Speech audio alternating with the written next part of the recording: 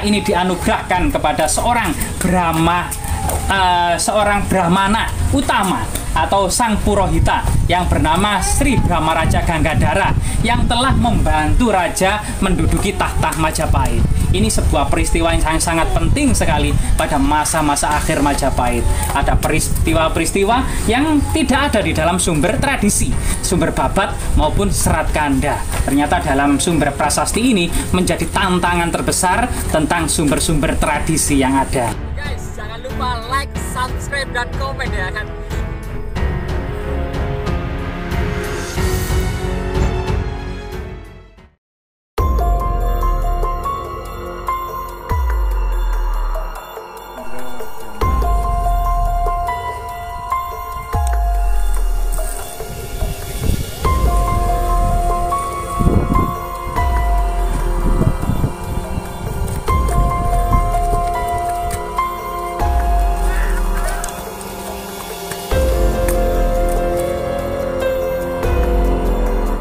Bisa dijelaskan Pak tentang situs Prasasti peta yang ada di Desa Kembang Surya Pak? Iya. Jadi prasasti peta bersama 4 buah prasasti Jiyu atau prasasti Trailokyapuri. Kalau prasasti peta ini dikeluarkan pada bulan Juni tahun 1486. Sedangkan 4 buah prasasti Jiyu atau Trailokyapuri itu dikeluarkan pada bulan November tahun 1486 juga.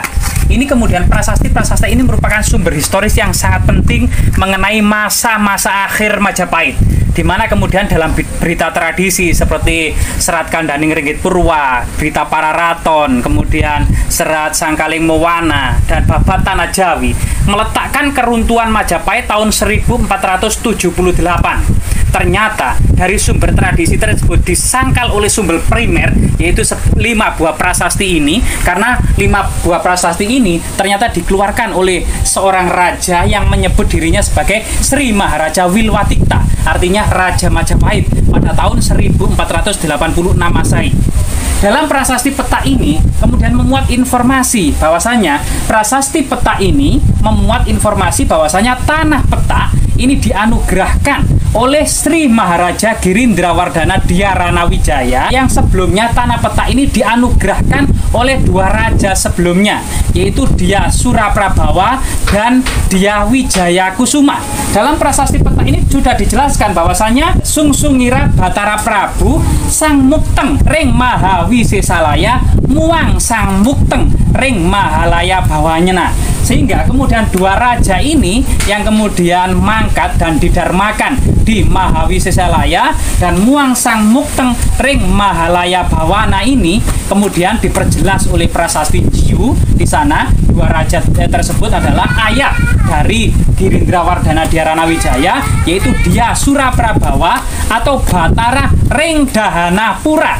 Artinya Dia Suraprabawa memerintah Majapahit ini ternyata berkedudukan di Dahanapura atau negeri Daha yang ada di Kediri. Itu kemudian, dan yang kedua adalah saudara dari Girindrawardhana Dhyarana Wijaya, kemungkinan kakaknya, yaitu Dia Wijaya Kusuma.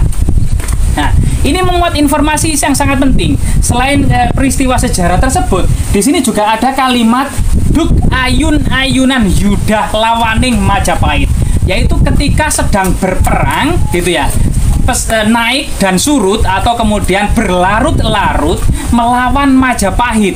Artinya di sini ada perang saudara antara kemudian kerajaan yang ada di pedalaman Kediri, yaitu sebagaimana kemudian berita prasasti Trailokyapuri, ternyata Batara Dahanapura karena kedudukan Sri Maharaja yang berada di kota Daha atau Kadiri. Ini kemudian melawan Majapahit yang ada di Trowulan atau Wilwatikta. Ini kemudian tanah peta ini dianugerahkan kepada seorang Brahmana utama atau sang Purohita yang bernama Sri Brahmaraja Ganggadhara yang telah membantu raja menduduki tahta Majapahit. Ini sebuah peristiwa yang sangat penting sekali pada masa-masa akhir Majapahit. Ada peristiwa-peristiwa yang tidak ada di dalam sumber tradisi, sumber babat maupun serat kanda. Ternyata dalam sumber prasasti ini menjadi tantangan terbesar tentang sumber-sumber tradisi yang ada. Masa akhir Majapahit akan tetap menjadi misteri sebelum ditemukannya sumber historis yang baru. Masa ini juga menimbulkan perdebatan dari para ahli, sehingga sampai saat ini ada beberapa versi mengenai tahun keruntuhan Majapahit. Yang pertama adalah Profesor Hasan Jafar kemudian mengidentifikasi runtuhnya Majapahit adalah tahun 1519, yaitu terjadi perang antara Sri Maharaja Girindrawardhana Dhyarana Wijaya dengan Adipati Unus. Kemudian Profesor Muhammad Yamin meletakkan tahun 1527, yaitu di situ berita tradisi mengatakan keruntuhan Kediri, serta kemudian berita-berita Portugis itu juga mengatakan bahwasanya tahun 1427 ada penyerangan besar-besaran ke Kediri, sehingga kemudian runtuhnya Kediri ini sebagai runtuhnya Majapahit. Kemudian ada beberapa sejarawan Belanda juga kemudian mengidentifikasi runtuhnya Majapahit tahun 1543, yaitu kemudian setelah runtuhnya Gunung Penanggungan sebagai benteng pertahanan terakhir Majapahit tahun 1543, serta ditemukannya prasasti Pabanolan di Gubuk Klakah, Tumpang, Malang, yang kemudian menulis tentang cerita Panji, yang kemudian di dalamnya itu ada angka tahun telas sinurat ring sang yang pajaran ring Wilwatikta, yaitu masih menyebut Majapahit tahun 1541 Masehi, sehingga kemudian pada pertengahan abad ke-16 ini sebagian sejarawan Belanda masih kemudian mengaitkan Majapahit itu masih eksis. Sedangkan seperti J.J. Ras itu kemudian mengutip sumber tradisi bahwasanya memang keruntuhan Majapahit sebagaimana berita para raton Sunyano Rayuganing Uwong atau 1400 Saka maupun Sirno Ilang Kertaning Bumi sebagaimana sumber babat dan berita tradisi lainnya, yang kemudian Sirno Ilang Kertaning Bumi ini tahun 1400 Saka atau 1478 Masehi. Ini dianggap sebagai tahun keruntuhan Majapahit. Kemudian bukti-bukti arkeologis yang ada di Trowulan maupun angka tahun yang ada di nisan-nisan Troloyo memang berakhir tahun 1400 Saka. Memang ada balok-balok batu candi yang kemudian ada angka tahunnya 1400 Saka. Kemudian setelah itu tidak ditemukan lagi kemudian angka-angka tahun, kecuali setelah itu banyak angka-angka tahun yang ada di lereng Gunung Penanggungan ini. Baik kemudian prasasti Petak maupun prasasti Jiu tahun 1486 Masehi maupun berbagai macam angka tahun yang ada di Gunung Penanggungan. Ada yang tahun 1511 sampai kemudian ada 1508, 1509. Setelah prasasti Petak ini masih terjadi pembangunan secara besar-besaran bangunan suci atau percandian yang ada di Gunung Penanggungan. Disinilah kemudian bahwasanya Majapahit itu kemudian memang runtuh di pertengahan abad ke-16 antara tahun 1519 sampai 1543 Masehi.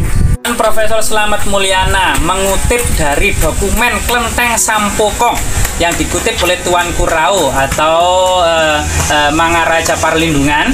Ini kemudian memiliki alur cerita yang sama dengan sumber tradisi, baik itu Serat Kanda maupun sumber babat, sehingga kemudian tradisi dokumen Klenteng Sampokong ini masih kemudian berhubungan dengan berita tradisi, sehingga status dan tingkatan kesejarahannya ini disamakan dengan sumber tradisi, yaitu bahwasanya di dalam berita Klenteng Sampokong ini memang terjadi penyerangan antara kemudian Raden Pata yaitu Jinbun, Panembahan Jinbun dengan Kungtabumi atau kemudian Brawijaya Kertabumi.